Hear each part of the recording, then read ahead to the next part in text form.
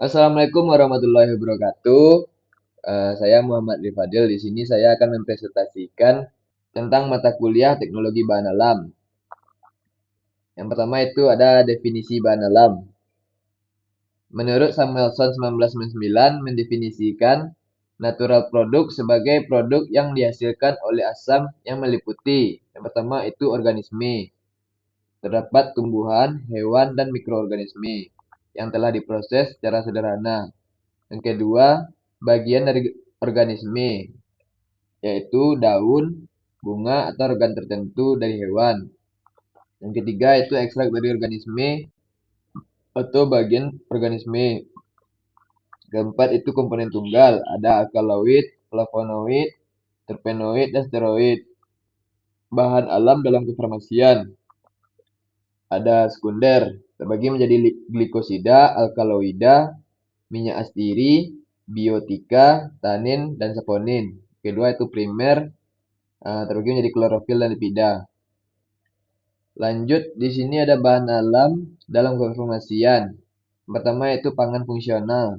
Pangan olahan yang mengandung satu atau lebih komponen fungsional yang berdasarkan kajian ilmiah, yaitu pembuktian uji klinis, benar-benar mempunyai fungsi fisiologis yang terbukti bermanfaat bagi kesehatan, serta dapat dipertanggungjawabkan. Yang kedua itu obat tradisional, bahan atau ramuan berupa tumbuhan, bagian hewan, mineral atau campuran dari bahan-bahan tersebut yang digunakan secara turun-temurun untuk pengobatan. Contoh seperti jamu, OHT, dan fitofarmaka. Ketiga itu ada kosmetik. Setiap bahan atau sediaan yang dimaksudkan untuk digunakan pada seluruh bagian luar tubuh seperti epidermis, rambut, kuku, dan organ genital bagian luar atau gigi dan membran mukosa di sekitar mulut terutama untuk membersihkan, melindungi, atau memelihara tubuh pada kondisi baik. Lanjut, pemilihan bahan alam. Yang pertama itu ada identifikasi spesies. Yang pertama itu ada seleksi spesies, menentukan jenis spesies dengan taksonomi yang tepat untuk tujuan penelitian atau penggunaan berdasarkan karakteristik biologis, kandungan kimia, atau nilai ekonomisnya. Yang kedua itu seleksi usia, memilih individu pada usia tertentu karena kandungan zat aktif atau kualitas bahan dapat berbeda tergantung tahap pertumbuhan, misalnya muda atau tua. Yang ketiga itu seleksi bagian tubuh, menentukan bagian tubuh spesies, misalnya daun, akar, batang, dan bunga yang digunakan karena tiap bagian bisa memiliki kandungan atau fungsi yang berbeda. Keempat itu seleksi lokasi dan musim. Mempertimbangkan daerah asal dan waktu pengambilan bahan, karena kondisi lingkungan dan musim dapat mempengaruhi kualitas serta kandungan zat aktif dalam spesies tersebut. Selanjutnya ada pemilihan bahan alam. Yang kedua itu faktor yang mempengaruhi senyawa pada tumbuhan. Terbagi menjadi musim, kadar air, intensitas paparan sinar matahari, kondisi tanah seperti pH, alkalinitas, keberadaan senyawa makro, mikro, dan mineral lainnya. Yang ketiga itu pertimbangan dalam penentuan jenis bahan. Pertama itu pengalaman penggunaan turun-temurun. Yang kedua itu pengujian atau screening. Lanjut penyiapan bahan. Yang pertama itu ada pema, pem, pemane- pemanenan.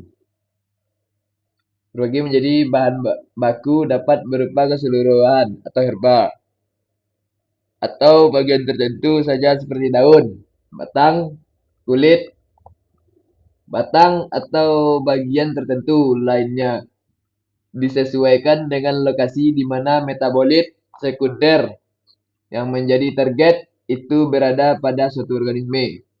Kedua itu bahan baku harus sehat dan bersih. Artinya tidak terkontaminasi dengan penyakit seperti bakteri, jamur, virus, serangga, dan lainnya. Yang kedua itu dalam penyiapan bahan ada sumber bahan baku. Sebagai menjadi biodata yang hidup, liar, atau tumbuh secara alamiah. Dan hasil budidaya. Ketiga itu tanaman segar, terbagi menjadi daging buah, lidah buaya, jus buatan seperti akar manis, sirup raspberry. atau sirup ceri. Yang keempat itu simplicia. Terugi menjadi infus, rebusan, basah, ekstrak. Berikut tahapan memperoleh simplicia. Yang pertama itu ada pengumpulan bahan, yang kedua itu sortasi basah, ketiga pencucian dan perajangan, yang keempat pengeringan, yang kelima sortasi kering, keenam pemeriksaan mutu, dan ketujuh pengepakan, kelapan penyimpanan. Berikut ekstraksi bahan alam. Ekstraksi adalah pengambilan senyawa-senyawa metabolit sekunder yang menjadi target untuk dipisahkan dari biomasa atau bagian yang tidak diperlukan karena sifatnya yang mengganggu baik dalam penyajian maupun karena mengganggu efektivitas khasiat bahan aktifnya. Ekstraksi secara umum merupakan suatu proses pemisahan zat aktif dari suatu padatan maupun cairan dengan menggunakan bantuan pelarut. Berikut tahapan proses ekstraksi. Yang pertama itu pelarut akan merusak dinding sel dan jaringan serta masuk ke dalam sel. Yang kedua itu pelarut akan melarutkan senyawa-senyawa metabolit. Yang ketiga itu pelarut bersama senyawa metabolit yang terlarut dikeluarkan atau dipisahkan dari bahan atau biomasa penghasilnya. Berikut metode-metode ekstraksi. Yang pertama itu maserasi, merendam bahan simplicia dalam pelarut pada suhu kamar.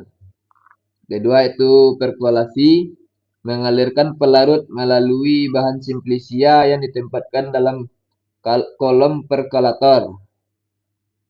Yang ketiga itu ekstraksi dengan reflux, memanaskan campuran bahan simplicia dan pelarut dalam labu reflux. Pelarut akan menguap, kemudian dikondensasikan dan kembali ke labu, sehingga proses ekstraksi dapat berlangsung secara terus-menerus. Keempat itu ada metode sokletasi dengan cara menggunakan alat soklet. Kelima itu ekstraksi dengan ultrasonik, menggunakan gelombang ultrasonik untuk meningkatkan proses ekstraksi.